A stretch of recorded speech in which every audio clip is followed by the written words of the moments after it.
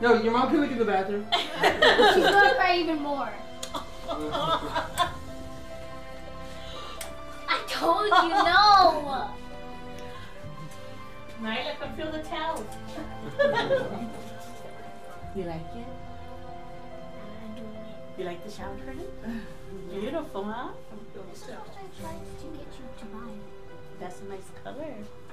It's beautiful, you Nyla, guys. Rihanna, I want you guys to come to inside your new room. Beautiful. Beautiful. You guys are gonna love it.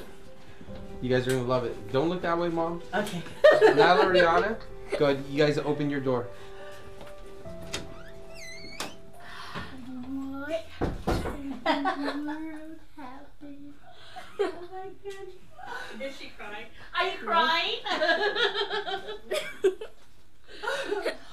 Look at Mom.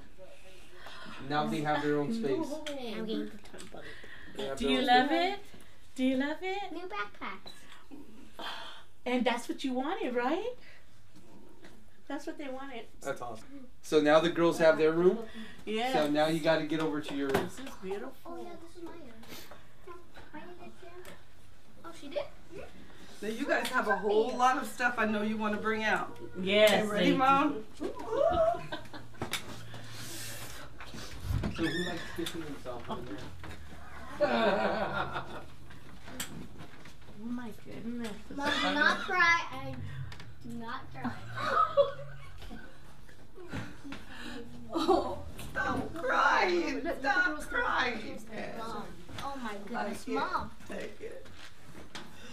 Oh, I know. Mama. Oh. Thank you guys. Oh, It's what do you- beautiful. And I heard you picked this beautiful color. It's calm and relaxing and I'm out.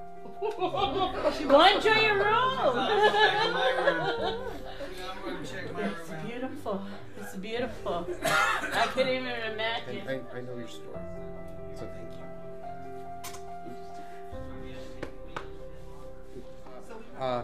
The mayor from the city of Downey, and they donated $700. So they donated $700. So I know that's going to help you out a little bit. But on behalf of Sandra, Fabian, Ojeda, and myself, the owners of Remax Champions, we are also going to take care of what we told you we were going to take care of next year. So next year you're set to go. So I know.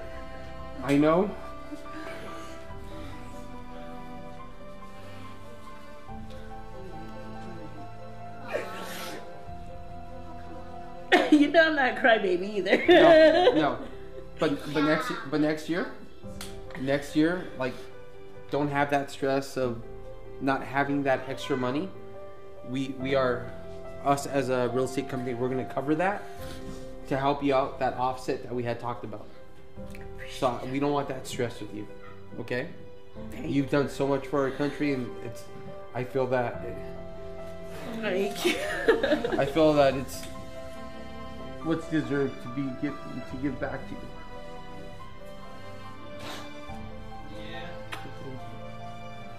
Thank you so much. Thank you. Thank you. And we hope you like what we did. Yes. So- Yes, I know. Okay, guys, we're all done. It was a wonderful, wonderful makeover. So on behalf of Knock Knock Angels, we want to thank you all for tuning in. Don't forget, if you have any donations that you would like to give us so we can help wonderful people like this, please don't hesitate to get back with us. Do it. Yes. So thank you again. Merry Christmas. Knock Knock Angel.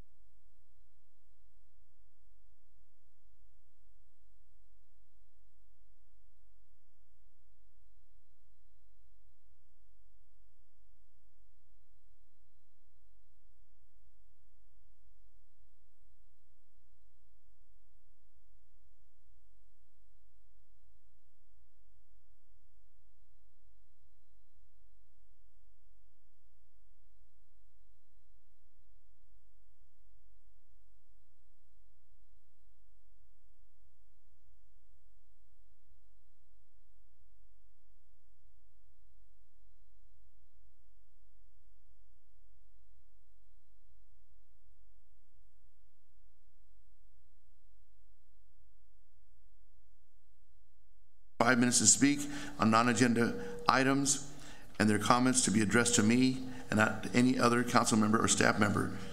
Please state your name for the record. Those wishing to speak now come forward.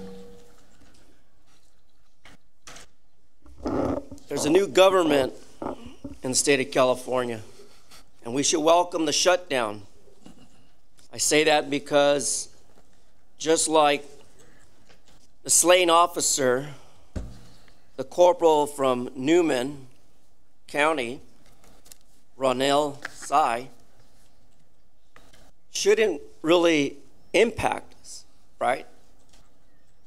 Shouldn't bother us.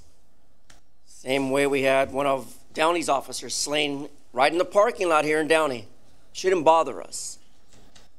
But my point is, it shows you how Sacramento has failed to produce and acquire what we need, a real legislative body that can control its own functions.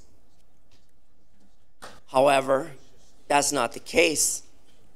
And as our mayor and our elected officials had in discussion, in which I'm calling for a motion, that the public needs to get involved to criticize more our elected officials, especially in Sacramento, who write bills and lies after lie. How do I know that? Well, apparently, on behalf of individuals with disabilities and the mainstream of elderly people in the public, it is to my knowledge that there are limitations, there are discrete, purposeful, unequal treatment to hear us out. Why is that? Why is that? I'll tell you why. Because we have a new governor. And the big mouth Democrat, Ms. Pelosi, who's misused her language to talk about a shutdown and setting aside monies for a specific purpose, padding their own wallets. And I'm not alone in being tired about elected officials stealing our money and asking us to work 2 to 3 jobs just to provide them the luxuries of our money. So how do we rebuild this shutdown? Well, we support the president. Had we not had the corporal police officer who was gunned down right before Christmas, right before his family, who was here illegally as an illegal immigrant and was hidden by his illegal family in an illegal process to disrupt our lives in our state. The same way Governor Newsom, the same way Pelosi, and a majority of Democrats who have made the state of California into their personal piggy bank. Sick and tired of it. And some of you in this audience should be upset to allow this to continue. If you want to see a future for your family, I say get behind me and support this building of the wall. And when it's built, we can always tear it down once we correct the problems of illegal immigration. And anyone coming into this country should come in through that process. Too bad. Let's make America great by stopping the corruption, abuse, and waste of our federal dollars and state dollars. It's time for action, and I demand that you in this audience call Sacramento and complain. We have elected officials wanting to take seat in a county board of supervisors to run this country down. And I'm looking to our possible potential new senator, Mr. Bob Archuleta, to step in and become a talking point on our behalf. That we must amend these laws that are falsely misrepresenting us, the public. We are the taxpayers, and we demand actions on our interests, and we are the legislative body that's going to control Sacramento. So let's go, teachers, and let's walk out on the school system, because we have a failed school system, raping children, not educating children, and sending them out into our communities to create crimes that are unconstitutional. Thanks, sir. Next. Please state your name. My name is Julie Jimenez, and Julie. I'm from LASA. Good evening, Honorable Mayor Rodriguez and council members. I'm just here to make a reminder that the homeless count is coming up on Wednesday, January 23rd, from about 7 o'clock to 11 midnight. And I'm just coming to serve as a reminder to please participate in the homeless count. Downey's been very supportive, thank you, of the homeless count and our efforts to end homelessness in Downey. If you'd like to register to volunteer, the website is www.theycountwillyou.org, and you go for the Downey count, so if anybody like to register for there. And also to let you know that your site here for Downey is First Baptist Church of Downey on 8348 3rd Street in the city of Downey. So thank you and have a good evening. Julia. Yes. Julia, I think that I speak for all of us. We'll all be there.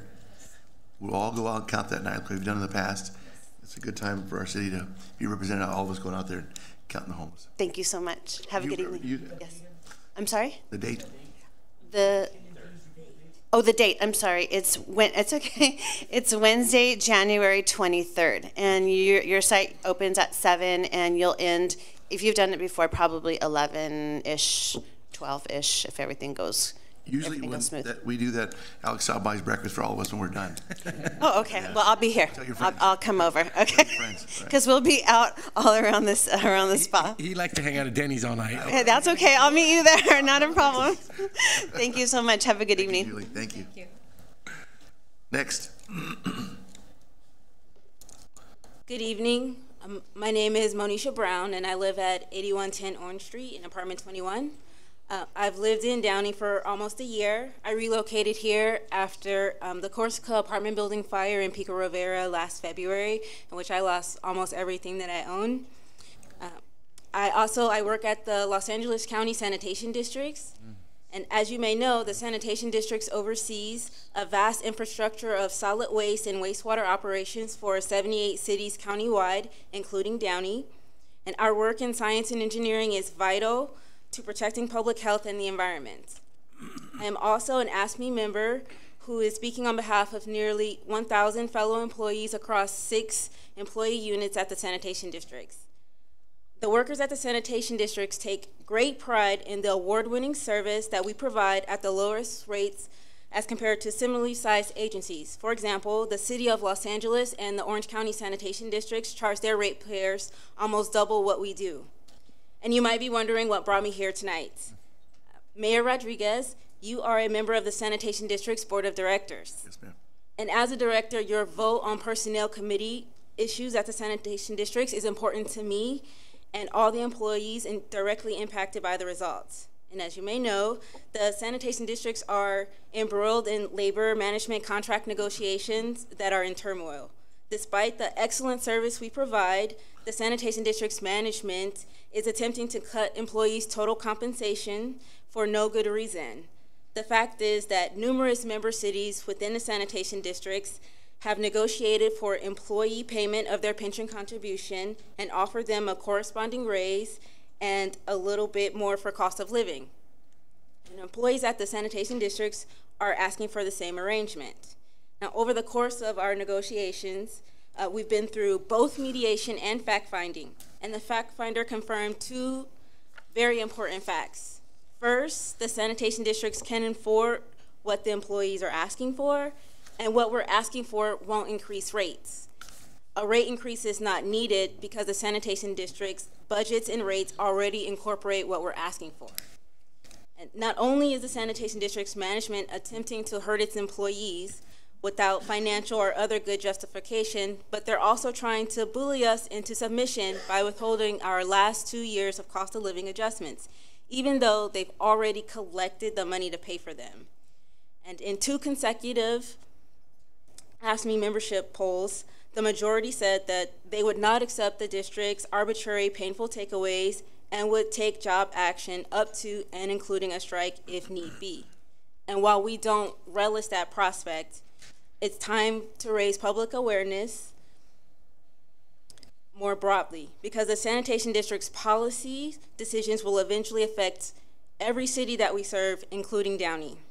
And we believe that it would be a disservice to everyone for the sanitation districts to further demoralize its workforce, which will only increase attrition rates and make the challenging task of hiring the most qualified employees even harder.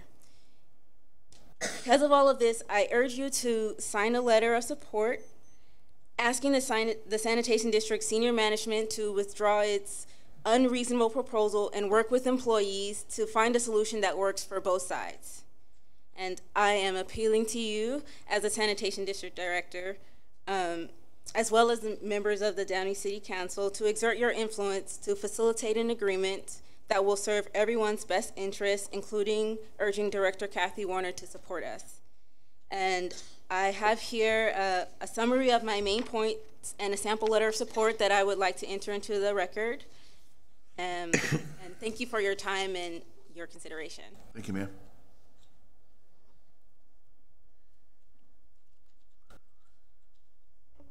State your name.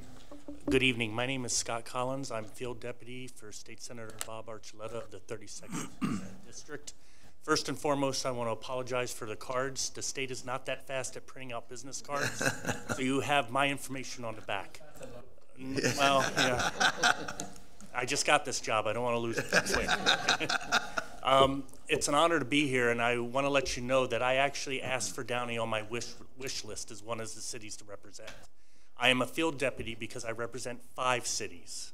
So I represent Downey, Bellflower, Artesia, Cerritos, and Hawaiian Gardens. So if I'm not here every council meeting, I hope you understand, because actually Hawaiian Gardens has their council meetings on the same night you do. So I have to divide my time equally. We know you do the right thing, Scott. I always try to, sir. As you as a mentor, I try to do what you would do. So, but just to let you know, the senator did receive his committee appointments, and he is on the GO committee, governmental organization. He's on the insurance committee and business professions, but first and foremost, I think the one that's most important, and as the only veteran on his staff, is the chairperson of the Military and Veterans Affairs Committee. So, and that was a very, very good appointment for him to receive as a freshman senator, to become chairperson of that committee. So I want you all to know that I'm here for Downey. You have my cell phone number, you have my email. Please let me know if there's anything that I can do. I was at City Hall this morning, Vice Mayor Pacheco, and they told me that you were going to be in Sacramento next week. Hopefully your voice will be back by then, but I have contacted the office in Sacramento, and you are on the schedule for a meeting with the city manager. So that's taken care of. So, Scott, go ahead. Yes. I'm sorry. Over there, the red one. Thank you. Just to correct it, that's Claudia Romenta, who will be with me in Sacramento. Oh, I'm sorry. Well, since you do have your voice, you're okay. So I'm good. I got it mixed up, but there is a meeting scheduled, and Yes. I know that the city manager is on there. So. Yeah, you'll both. Look forward to it. So, and just to let you all know, I have a little bit of an understanding of city government. I have had the pleasure and honor to serve the city of Norwalk as a planning commissioner for 20 years. Yes, 20 years, and I don't get any purrs for it. But other than that, I look forward to working with all of you. So, thank you. One more thing before you step away. I know we joke and play, and we're very thankful to have you as our field deputy. Actually, we asked for you too, because we know you'll be a great blessing to our city. However, on a very serious note, you heard that letter I read earlier. And I need a copy of it. Yes, sir. You'll get one. But I just want to make sure you're aware that the PD, I'm sure, we're knocking on your door pretty soon. I actually spoke with the chief this morning, and the captain was here, and I spoke with her tonight. Good. And told her that we'd be getting together and talking. As you know, the senator was a reserve officer in the city of Montebello for 10 years. I was actually law enforcement in the military. I was a canine handler. So it's something that's very close. And it unfortunately in today's society, it's becoming more and more prevalent, and it shouldn't. Okay. So again, I look forward to working with all of you, and thank you very much. Thanks, Scott.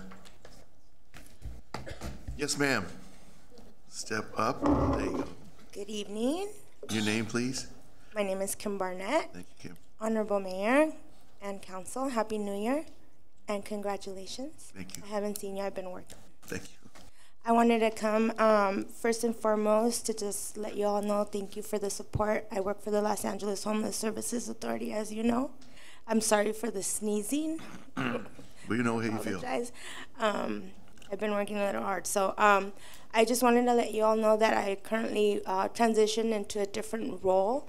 I actually used to do the homeless count, and that's why I'm not here doing the announcing of the homeless count. I'm now overseeing, I'm a manager in the Access and Engagement Department at LASA, and thankfully, and I believe that I'm a faithful woman, I believe God puts me in the right places, and so he's now, I'm now overseeing SPA 7 homeless engagement teams, along with our law enforcement teams that work in conjunction with the sheriffs, and I'm also expanding to work with the municipal police departments as well, so I'll be overseeing quite a large region, but of course always in this area, and Downey is one of my areas as well. I'm also a resident of Downey, and I know you all know me very well, but I wanted to make sure I introduce myself to new council member Fermetta.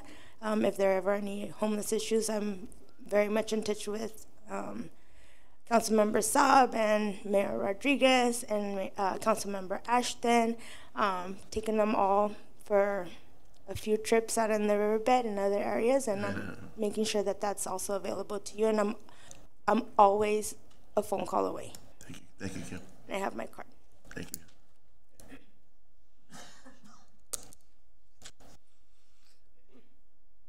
Yes, ma'am. Hello, my name is Isabel Kiefer, and I come today to advise you, and you're probably aware actually that the coyote problem in our city is out of control.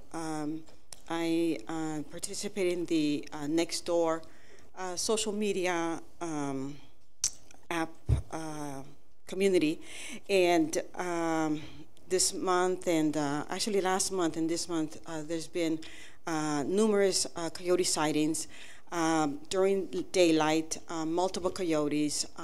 By my neighborhood there was a pack of 3 sometime last week, or if I'm not mistaken, 2 coyotes were seen by the school on Brookshire and Gallatin.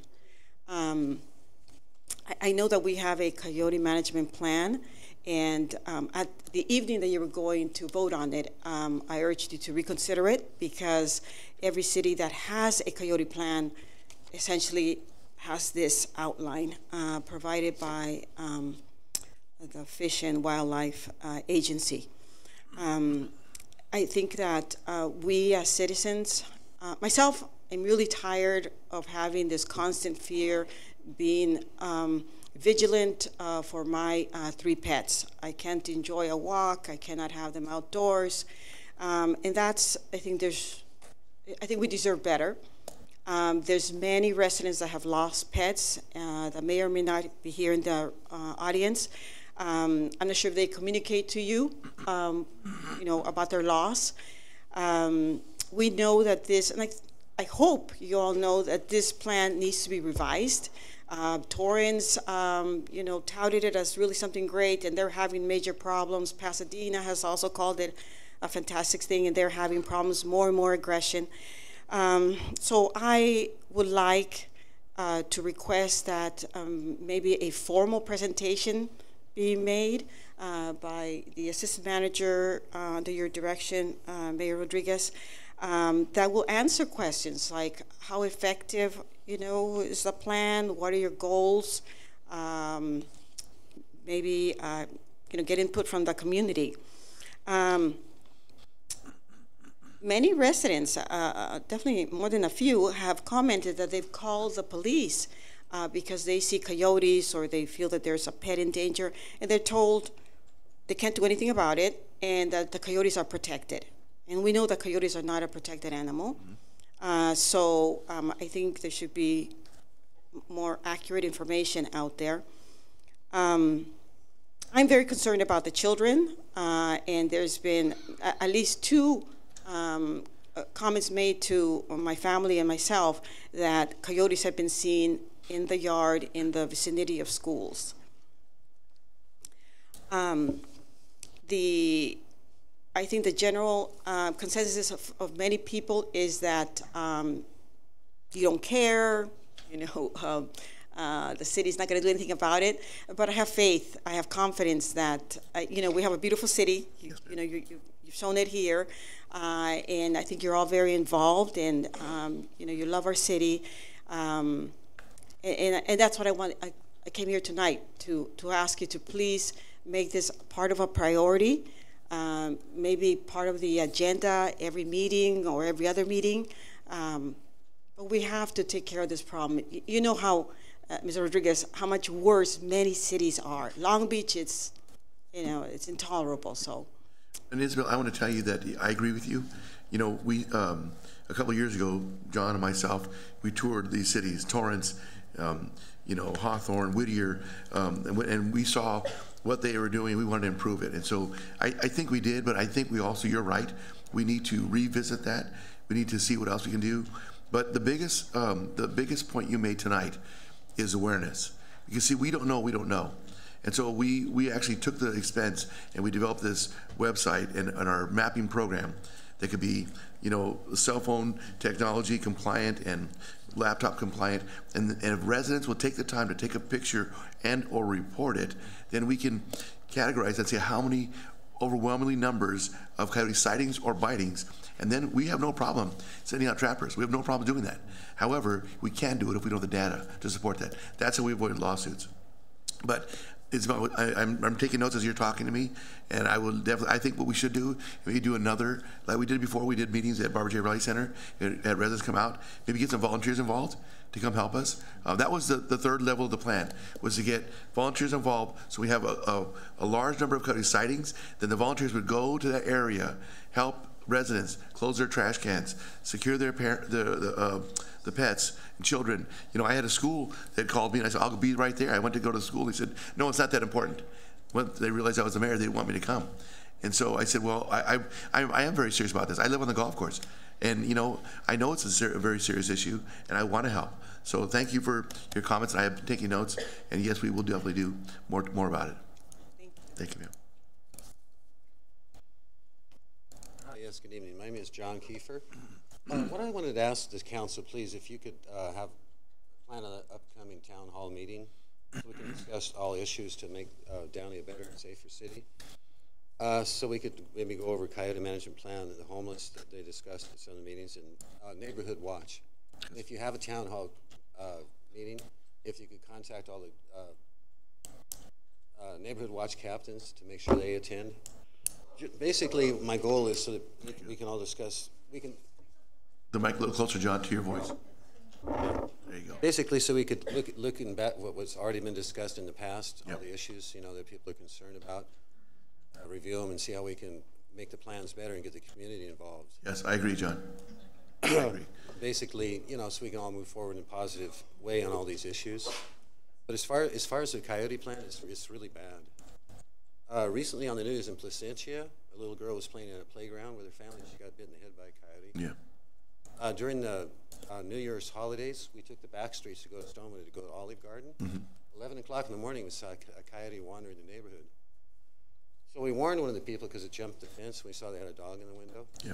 I went back the next day just to see if anybody was in the neighborhood, just to let them know, hey, be careful, there's a coyote in your neighborhood. They said that it had been in the neighborhood for 2 months.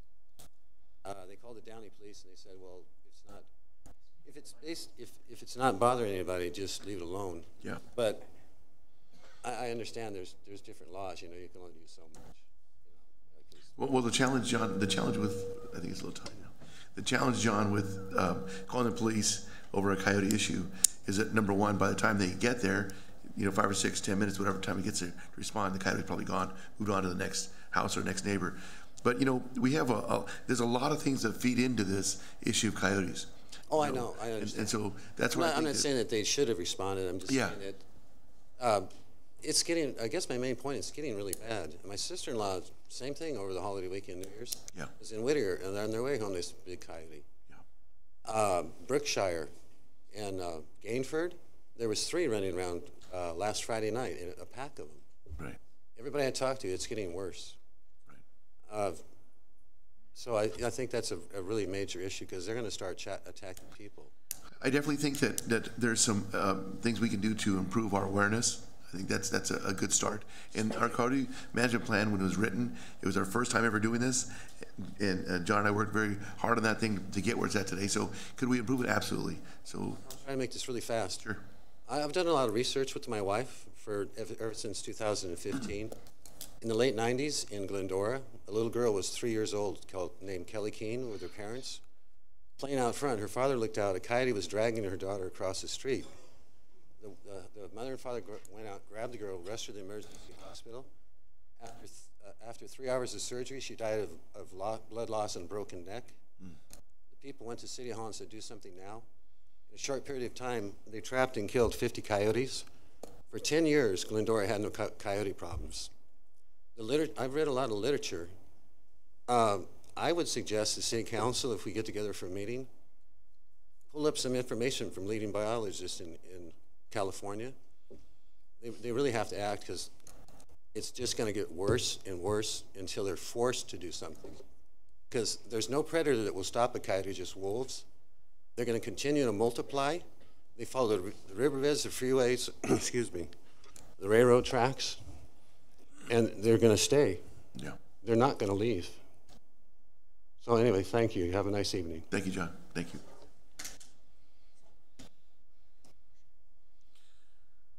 Sir, state your name.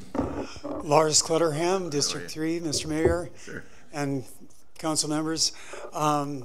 As City Council's self-appointed advocate for the musical arts in Downey, I'm here to give you a little update and also extend an invitation. As I mentioned at the December meeting, a couple of you were present at a very successful Christmas concert midway through December, which I had the privilege of being involved in. Coming up in 2 Saturdays is the Downey Symphony's second concert of this season,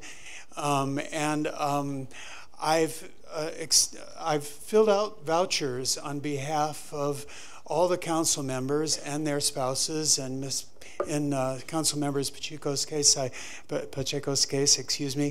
took the liberty of including your mom, since you were both at the Symphony's 60th anniversary party. Discount tickets to this upcoming concert.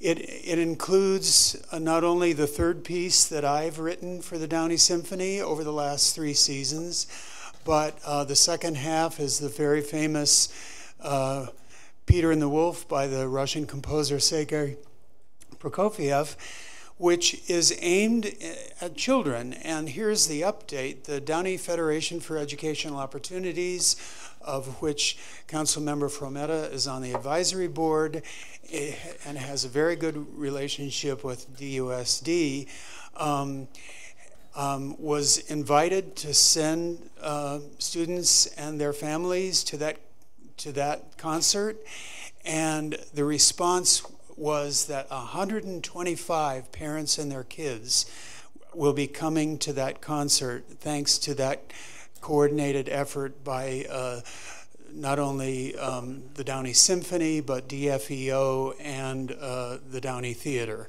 So this is a concert to come to. It's going to be a joy to have those kids and their families there getting acquainted with orchestral and classical music. So let me leave your invitation, or rather your vouchers for ticket discounts. If you still have kids in the Downey School District, which I know some of you do, they can find a way to get free tickets, and I will be promoting this to both of the high school bands. So expect even more students and families to be represented there. Look forward to seeing you all there. I'll leave some more informational postcards and your invitations with the clerk to pass around. Thank you, sir.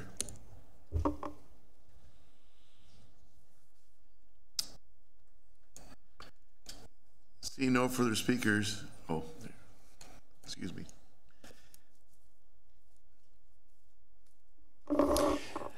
Mr. Mayor, members of the City Council, Mr. Levis and staff, good evening. My name is John Lacey. I have a couple comments, Mr. Mayor, about your letter this evening. Very strong feelings about it. My sense is that with the present posture in Sacramento, it's going to be difficult, extremely difficult, to make changes in the present laws. I know there's been some efforts earlier with some members trying to contact local legislators about trying to implement more enforcement, if I can put it that way, of laws. And either those letters have not been answered or there's been very little response back from the legislators that have been addressed to. My only feeling is that extreme pressure to bear upon these people, I don't know how you do that, honestly. But there must be a concerted effort to make the people, our legislators, comprehend the status of it. If this trend continues, it's going to tend to lead to less safety for everyone. And hopefully, this never happens.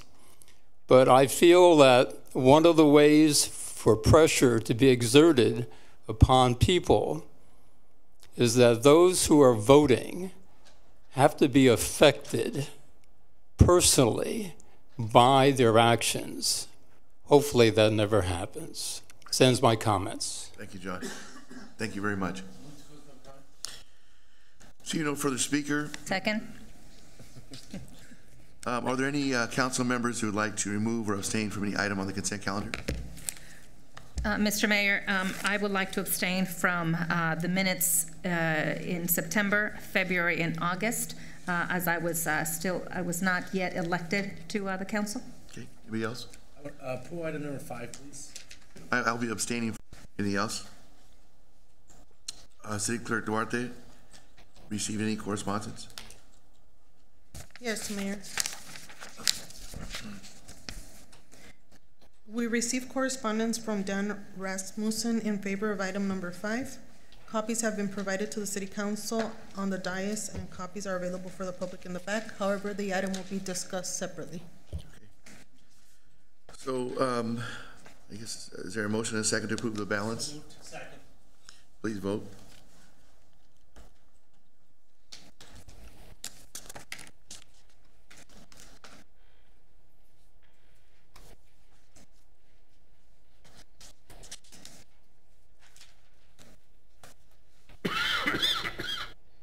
April Fools.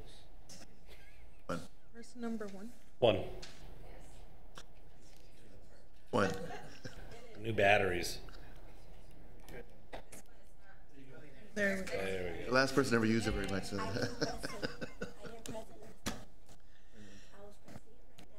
You got hers. Kids. The consent calendar was approved with Councilmember Frometa abstaining from the regular meetings of September 12, 2017, February 13, 2018, and August 28, 2018, and Councilmember Saab pulling item number 5 for separate discussion. Okay. See, while you guys have a discussion, I abstain. Alex, you want to take my seat? Sure. Just pass the gavel down.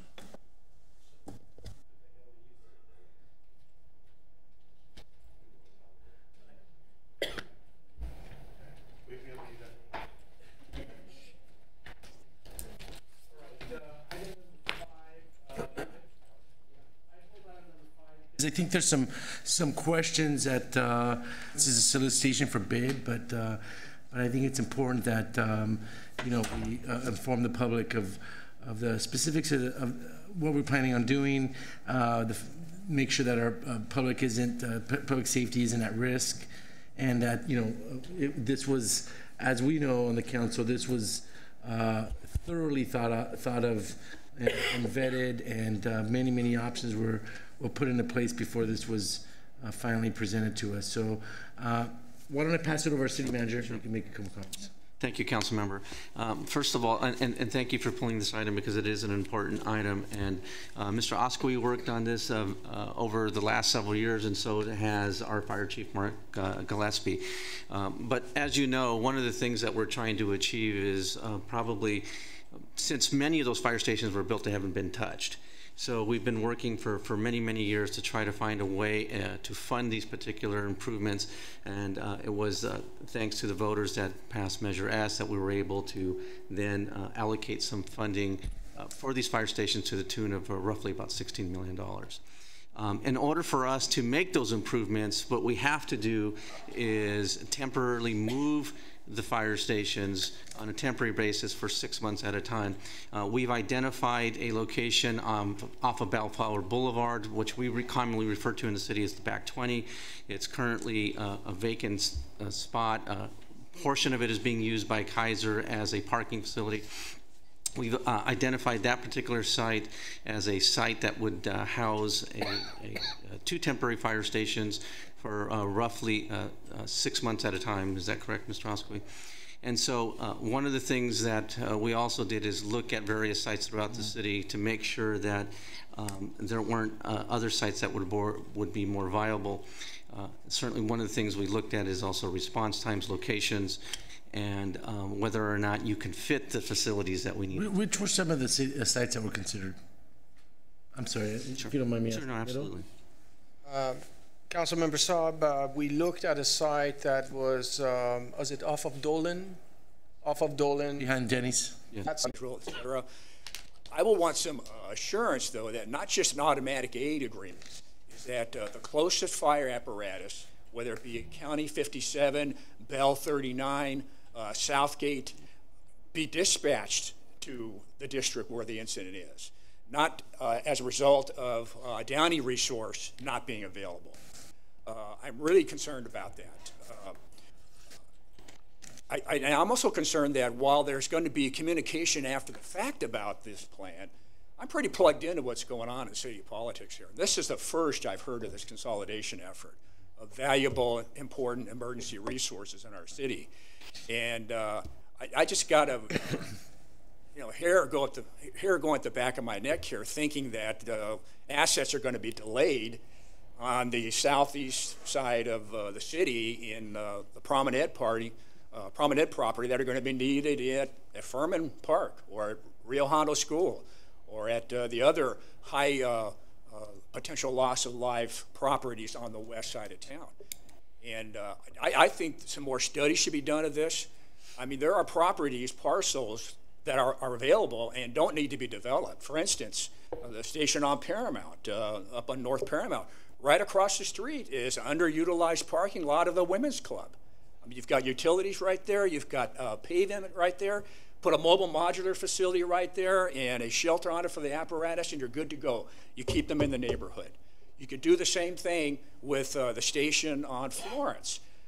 Go right across the street. Our partners with the Downey Unified School District, you got that huge field out there that's underutilized at East Middle or whatever the school is called now.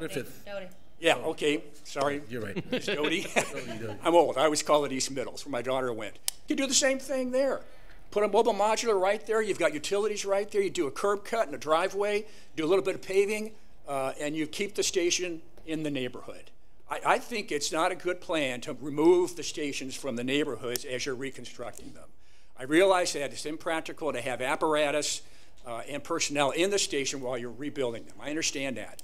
But I just don't think it's a very good plan to have one station, two stations rotating around the city into a centralized location. I mean, we fought hard and long to keep our Downey Fire Department. One of the arguments that was used at the time was the distribution of resources. We've got every quadrant of the city covered with fire apparatus. And now for a period of time, we're going to take those assets away. Now, granted, I have some faith in automatic aid agreements, but look what happened with the Woolsey Canyon fire when resources got committed on another fire adjacent. That Woolsey Canyon fire burned all the way from the Topanga Hills to Malibu. Okay, so I'm not suggesting there's Armageddon going to occur here in the city because stations are at the promenade that should be in District 3 or District 2 or wherever. But I think it's a poorly thought out plan. It only takes into consideration cost savings.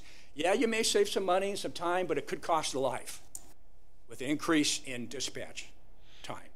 So I urge the council to not only pull item 5, and I'm glad you did, Mr. Saab, but to reject it outright and send it back to staff for more planning. Thank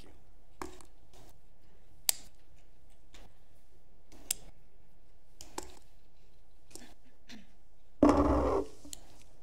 I in favor of this stakeholder's opinion, because I believe there should be liability on the issue of contingency of lack of finished project.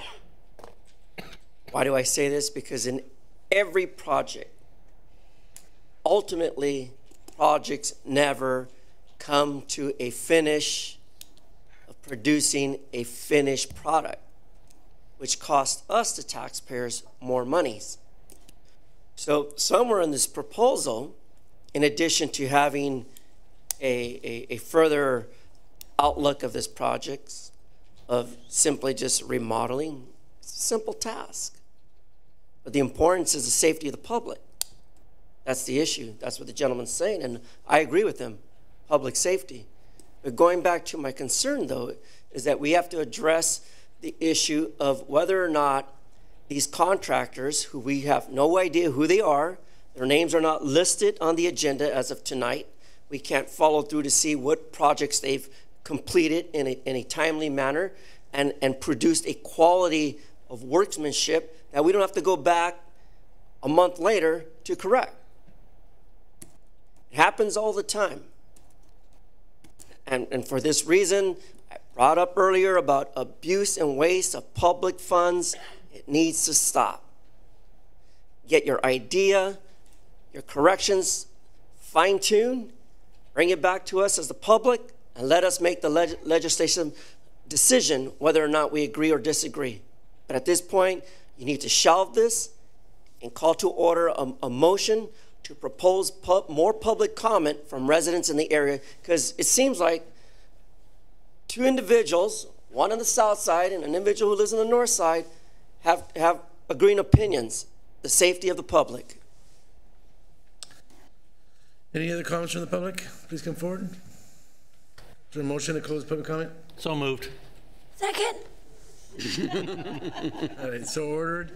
Okay. So if I could just have the city manager just clarify a little bit as far as what we're doing here tonight, because I think that the one thing that was brought up was we don't know the contractors because we haven't put this out to bid yet. So if we can just clarify. That's correct. All we're doing is getting authorization to solicit and go out to bid. Okay. Yeah, but if we that's assuming that you agree on the plans as they are, because if you're soliciting a bid, right, it's based on the plans as proposed. Yes. So thank you. So I think it calls for a discussion on the. I mean, there is a concern. I mean, I have a concern. I'm sure the council colleagues have a concern as well. I'm sure it's going through their head right now as well.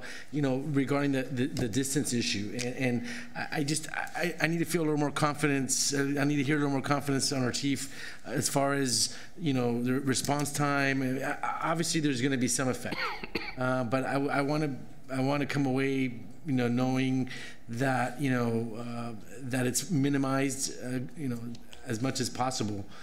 Given the sheer geography of what it is. I mean, someone at Treasure Island, you know, you're talking probably 4 or 5 miles from where the station is going to be, you know, 5:30 in the afternoon. Yeah, that's kind of concerning. It might be, you know, 15, 20 minutes.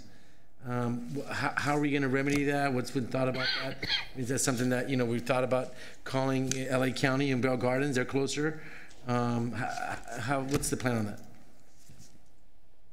Yeah, I mean, as I stated, I mean, we have those agreements in place, and they occur on a regular basis. We benchmark all of our response times on a regular basis. So can you elaborate on the agreements just a little bit? So that's probably a, you know, best example, right? Someone at the island gets, you know, called, and it just so happens that, you know, 2 and 3 are shut down. So does automatic aid going to call the closest station, which would be, I don't know where Bell Gardens has a fire station, but let's assume it's closer than the Promenade. Would they be called first? Florence. Yeah, it's LA County 39's in that example, and I can't tell you which one may be closer off the top of my head, but the closer one would be called? Basically, it depends on the type of incident. I mean, if it's a fire response, then yes, they're automatically included in the response. If it's a medical aid, then generally we draw from within the city of Downey because we believe we ultimately have a quicker response time than a delayed with a different dispatch centers and that delay that may take place. So generally, we'll respond to another unit. It could be District 4, it could be District 1 coming in. Or it could be, from the Promenade side as well. So, but we'll have, paramedic engines on all of our units to respond to those types of calls. And, do you, I mean, how I heard 3 properties from Mr. Osqui. I mean, how thorough did you guys look at properties in those districts? We heard a parking lot of a center. Obviously, things appear to be a lot easier just with the idea. It doesn't mean it's going to be turned into fruition. It's more complicated than it is in an idea sometimes. But, I mean, to what extent did you guys vet properties?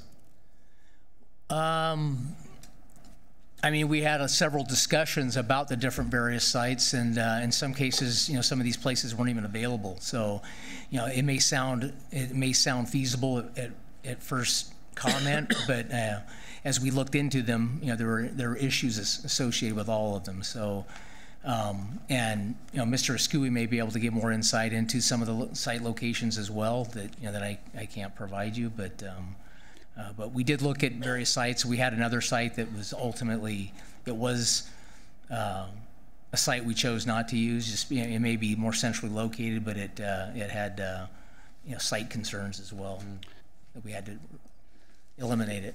Here's the other thing. I mean, we never. Confident, to be honest with you. Well, here's the thing, is that one of the things is we look at, okay, where can the most centrally located location in the city that we can look for and provide so that response times would be minimized, right? And that's available. So that's one thing. Obviously, if you look at particular locations that are close to particular stations and keeping them in neighborhoods. And we never want to equate money with lives or anything like that, but we also have to live in the real world, and we have to also say, okay, what are the response times and what's the cost benefit, right? So if you try to keep every station in their neighborhood, the costs go up exponentially. So then what that says is, okay, how many stations can we really rehab then at the end of the day? Are we going to do only 3? Are we going to do 2? Because if we're trying to keep every station in their location, there's only so much cost. It's extremely expensive to temporarily move everybody and house those particular locations in each of those locations. So the rationale, part of the rationale is that we do 2 at a time so that we can, and it's the same location so that we're not repeating those costs over and over. So that is something, and we balance that against the chief's recommendations in terms of, hey, how fast can you respond to a particular location? And felt pretty confident that that would not be a particular issue. So that's how you sort of come in. Is it a perfect, ideal situation? No, it's not. It never is. But you also look at the fact is we live in the real world, and we have to look at what are the expenses for that. Because at the end of the day, we also want to provide real contemporary fire stations that ultimately are going to serve the public for the next 30, 40 years. So that's one of the things. Is there, a 6-month potential some risk? Yeah, we during the recession had to brown out an engine, right? And we took that cost analysis and we looked at it and we said, that's a cost benefit. We have a city and organization to run, and there are some costs and there are some potential things. Yeah, you never really want to do that, but the truth is we do those things on a daily basis every day. The police department, the fire department, they make decisions that are they triage and they look at it. So what we did and what the chief did is look at and say, based on what the costs are, based on the central location of the city, we feel that we can get to those response times within reasonable times in order to not put the public at any kind of danger. So that's essentially where we came up with. And so what doing one station at a time, I mean, how much of a cost savings are we doing when having by doing two at a time? Well, one is, okay, first of all, you're doing two at a, because you can get contractors in and out of there, first of all, and you get some scales of economy. When your contract is bigger, you're going to get better cost, right? So that's why you do those two at a time. And then the fact that you're using the same facilities over and over again, so you're not relaunching and setting up again and again 4 different times, is going to be a tremendous amount of savings. So those are the reasons that we looked at these particular locations, how we did it. Look, it's not ideal, but we feel pretty confident based on what the chief has looked at. But the thing is, I don't want to feel pretty confident. There's no 100%. If you're looking for 100%, then forget it. This isn't it. And so you're not going to get there. And but what we can do is we can look and say, you know, we feel pretty confident about what we're doing. And look, I'm not the fire chief. I'm looking at the fire chief here. They're the ones that crunch the numbers. They're the ones that look at the data. They're the ones that look at the runs. And we go based on the information that they provide in terms of how they will respond to these particular issues. If you're looking for 100%, this isn't it. So what is 100%? I mean, honestly, there never is 100%. I mean, like I said, I mean, I can get back-to-back calls in District 3 tonight. You know, they can be unavailable, you know, multiple calls simultaneously in one district. So, you know, it happens all the time, and, you know, that's the system that we have in place, is they all shift and respond and cover one another. So, like I stated, it happens every day now, and Engine 3 will go on a call and they're out of service and they're doing a follow-up to a hospital, and you know, we'll get another call in District 3 and we'll just shift over, and that's how we do it every day, and it's seamlessly. So, but is it 100%? No, there's always that opportunity. There's always that, you know, small probability that, you know, something could go wrong, and that happens. It's no different than with resources. You know, we have 4 stations, and we may get 5 calls, 6 calls. You know, there may be multiple calls going on simultaneously like that. So that's our drawdown, and but based on what the call volume that we have and the response times we have, I mean, our standard of coverage right now is ideal. You know, we have the perfect setup because we have 4 districts and we have 4 stations centrally located in each district. But unfortunately, to address our stations, we're going to have to vacate the station, and then we basically have to evaluate what's available to us to try and find you know, an alternate temporary site. I know they're trying to complete the work in a rapid, you know, 6-month window, which is very aggressive, because I think they're trying to get it back in service as quickly as possible. So what does this do then for Station 1? Because that's our call center for the most part. So when that station's being worked on, how are we handling that?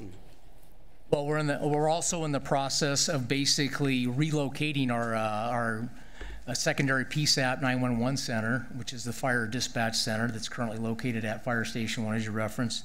And that's currently getting relocated to City Hall, actually, as a temporary site, and it'll get relocated back in there once the work is done at Station 1. So that's what Mr. Scooey's referencing in terms of the performance. You know, they're trying to put some performance incentives in the contracts to ensure that we're going to get them done in a time as quickly as possible.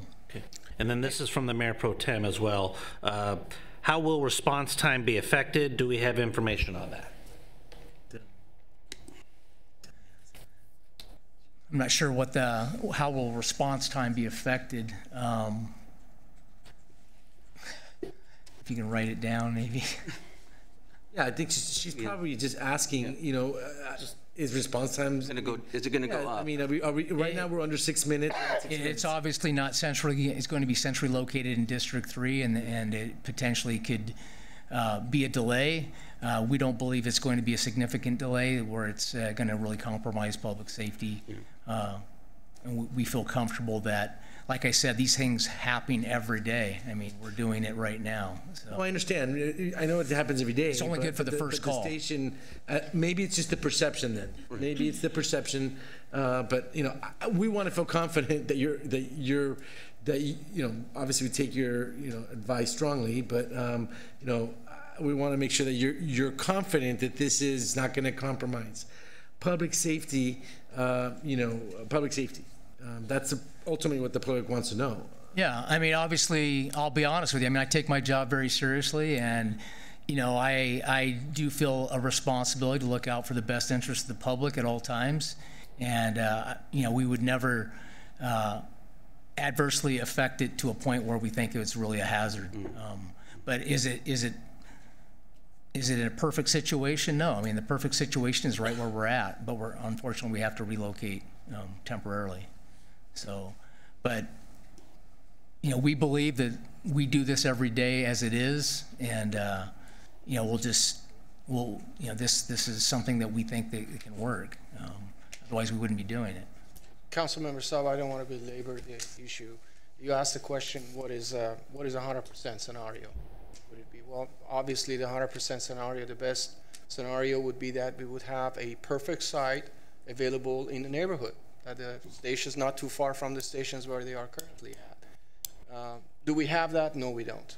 The 100% solution would be not only you have a suitable site, but you have a site that is going to be practical. I mean, what we did a dry run with ladder equipment just because we wanted to make sure that the radius, the turning radius where we're going to be locating them is going to be adequate and enough not to impact the response time as much. Do we have those situations in other sites that we looked at across the street from station number 3 and across the street, adjacent to station number 3 and across the street from station number 2? We didn't. So, and then the other thing is that if you take only one station at a time, is it doable? Of course it is. But then you're doing two things. You're adding to the duration of the work. So instead of a year, now you're going to be spending 1.5 years and 2 years. And with the program that we have, the way the bond is structured, and because of the IRS rules, we have to spend the money 2 years from now. It has to be spent within 2 years from now. That would not happen. And of course, the last piece of it is that, instead of $16 million, give me $25 million and I'll do it for you. But we don't have it. So it is not going to be 100%, but it is going to be very close to it. The first and the most paramount criteria that the chief started to look at about a year ago, and I'm saying this a year ago, I'm emphasizing this, so no one would be the under impression that this was thought overnight last weekend. There was a deliberate effort with the chief and his command staff over the course of the last year to make sure that the site that we are recommending is going to be something that with a great level of confidence it can sit before you tonight and say, yes, the response times may alter, I don't know how much, but it's not going to be to the level that the level of service that we have continuously provided is going to be impacted to a detrimental level. And I think he has that level of confidence tonight to say that. I don't know what else to say. I mean, and essentially what we're talking about is District 3, correct? I mean, essentially that's the only one, because really District 2, if we do the promenade site. Wouldn't it be 3 and 2? Well, I mean, if we did the promenade site. Well, sure, 3 is the big one, yeah. It's going to remain in District 2, so that doesn't change. District 1 is basically on the boundary. District 4 is basically on the boundary. So District 3 is essentially the one district where there is a concern that there will be a longer delay in the response time. Is it because it's not centrally located to that district. So is it? I know it's probably a dumb question or naive question, but do some communities have roving paramedics, or when they're not being called, instead of being at the station, doing what they're doing, and just have roving so that they're in the district, or they're at least in the vicinity, so that the response is quicker? Is that something? Yeah, that, I mean, I think they, I can't think of the term that they use. I'm trying to look at the Assistant Chief IB, but yeah, they basically, for private ambulances, they'll do that. There isn't a permanent location for those resources. They just, based on call volume, they just rotate units around. I mean, is that something that we can look at during, I mean, 6 months? It's not yeah, as well. We can always look at an alternate site, and I can work with, staff on trying to identify a place that we can put them during the day and then bunk them down at night or something like that. I mean, or at least during times where you're going to have peak traffic, like morning rush hour, evening rush hour, so that way you have them in the district already, for 3 hours in the morning, and then I'm just throwing this out, but 3 hours in the afternoon, evening, where they're in that area already, and then maybe during times when there's less traffic, they can be at the... Yeah, essentially our call volume is peaked out around anywhere from like 9 to 10 o'clock in the morning till 6 o'clock at night. Basically, when people are out and about is when we get the call volume. People create calls, and so... I'd feel confident during those hours. We can always. I'd feel confident if we looked at that closely with an understanding that the council, if the others agree, that's something that we want to see. I think that would at least alleviate those concerns. I mean, it's a good way to assure that there's some coverage in that area. Yeah, I mean 3 is probably the issue, right? That's the biggest one, because that's probably the biggest district size-wise. And just just the island and Guatemala Street and all that, Tweedy all the way up, or even worse. I mean, north of the 5 freeway. Yeah. So I mean, we could do that. Yeah, I think that would. And we've identified all the sites that were mentioned as well. They've all been discussed and looked at, and to temporarily put them up there during peak hours is obviously something that maybe we can discuss with those locations as well. Okay. Any other questions? Having said that, I'd feel confident making the motion. Okay, I'll second. Okay, please vote.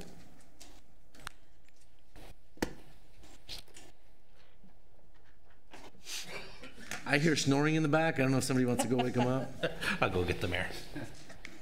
The motion was approved. The motion was approved with Mayor Rodriguez abstaining from item number 5.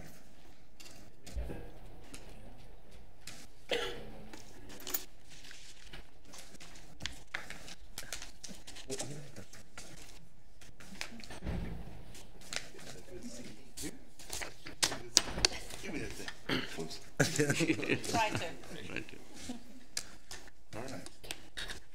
So, okay, Lisa, where are we? 15.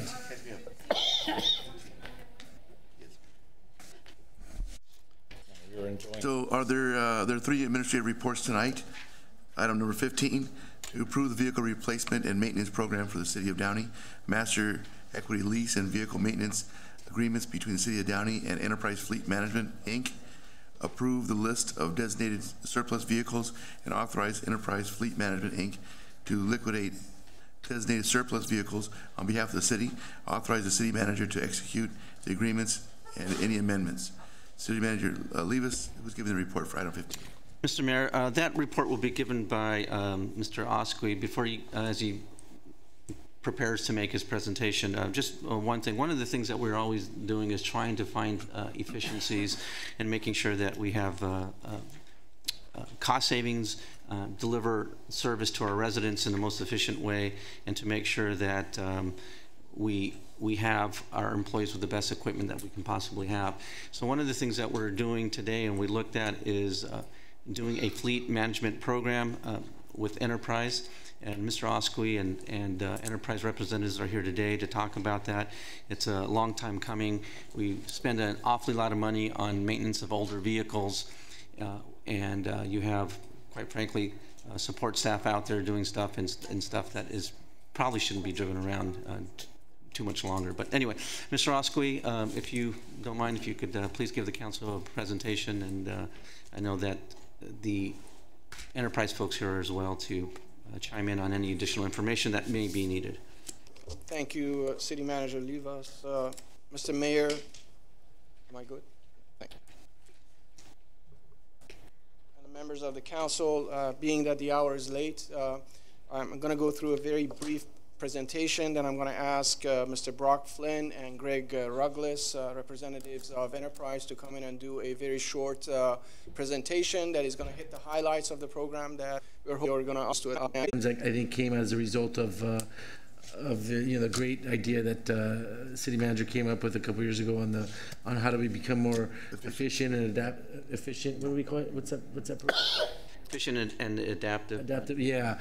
And, it's been a phenomenal program, and this is a result of that. So I just want to thank them for presenting this, coming up with this idea. Thank you. My motion stands. You made the motion. That would be a motion to approve the recommendations 1 through 5 as stated in the agenda. Correct. I'll second. Please vote. Ooh, wow. Okay, moving on. Approve City Council Subcommittee assignments. This item is to approve the appointment of City Council Subcommittee for 2019. Do any council members have any questions or comments? Hold on. Give us 1 second, please. We're looking first. City Attorney, Madam City Attorney, to. Correct me if I'm wrong, but is there a blank on the Columbia Memorial Space Center? Question mark? Am I looking at the wrong list? No, there's a blank. Number 3, there's a blank. Is that something that you want to discuss, or is it something that I think at one time there was a. It was myself and Roger Brosmer, and I think now it may be Councilmember Pacheco, myself. I may be wrong. I mean, we haven't met often. I mean, our director's done a great job. Everything's moving forward. I don't know. So the 3 that I left blank is because they have not met, and I want to know if do we really need to keep them on this list. And then for example, number 5, good governance. Yeah. I like to replace good governance with the clergy council. Mm-hmm. But for a subcommittee? Yes. Why subcommittee? I guess because it basically that was the premise of the good governance subcommittee. No, that wasn't the premise of that, but I mean, if it's something you want to propose. Well, that was my understanding, so I'm just. No, that was. I'd rather not say. Okay. that was by a council member who, yeah. Okay. All right. Regardless, number 5, number 3, and number 6. They don't meet very often, so that's why I wanted to leave them blank and discuss it. Do we need? No one up here, by the way. It's just inquiring minds want to know. Wasn't it? It was. I'd rather. What happens? Councilman Marquez brought that up. So, do we want to leave them? Do we want to remove them? What do you guys want to do? Remove it. Well, I think with Lakewood Boulevard, I think that was kind of in response to the whole project, the redevelopment of Lakewood Boulevard, and that's pretty much done. I think we've kind of settled that. Okay. I think Columbia Memorial Space Center, I think is. Personally, I think it's good to keep just because, well, it's still a viable thing and there might be things to do. I don't know how often we need to meet. It's really not, I don't think it's not. And I think if something comes up, I mean, it goes to the council anyway. Yeah. I think at that time it was struggling.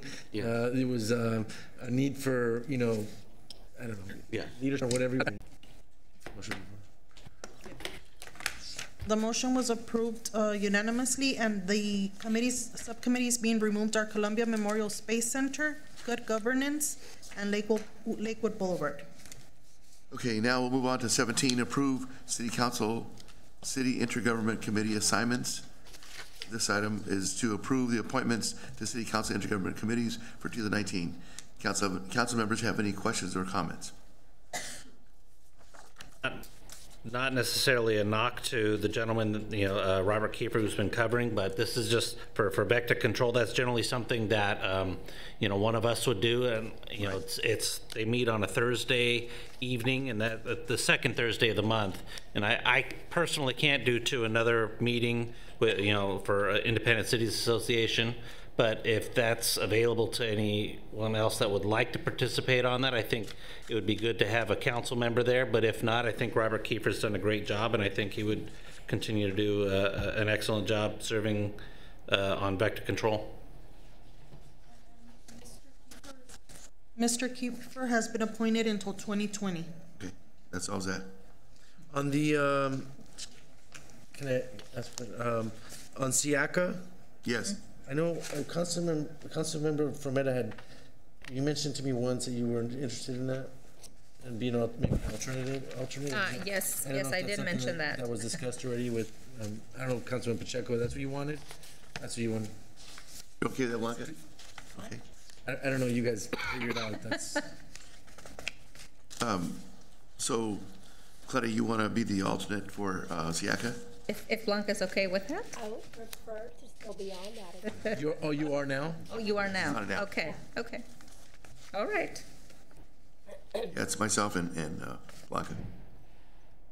That meets during the day, right? Yeah, it's 2 in the afternoon. Okay, any other questions or comments? No. Move to approve. I think. Public comment. I'm sorry. Yes. So I'll now open this item for public comment. Does anyone present wishes to speak on this item? Please step forward.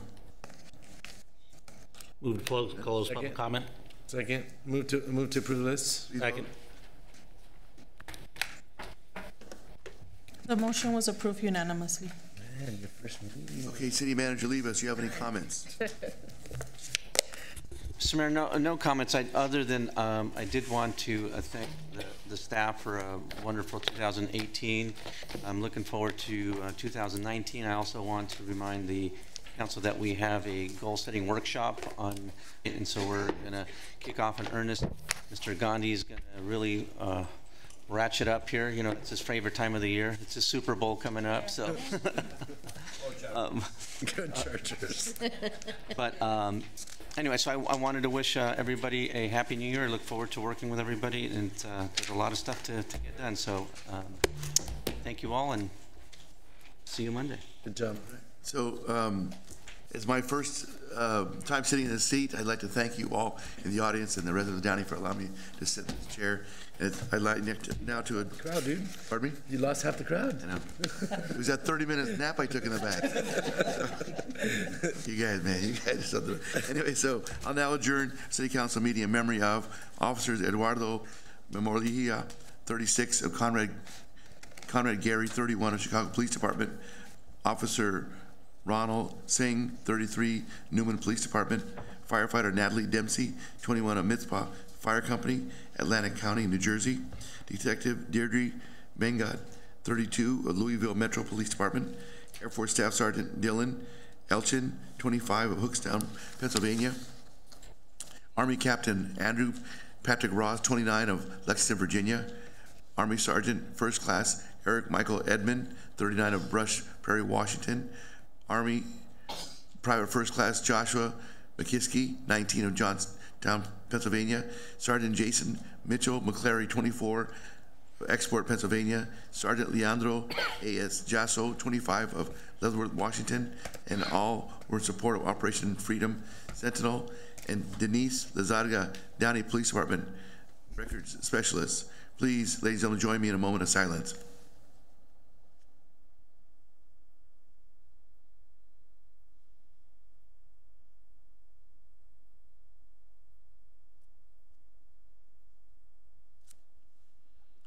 Meeting adjourned. That's a lot of work, dude. A lot of work. Man.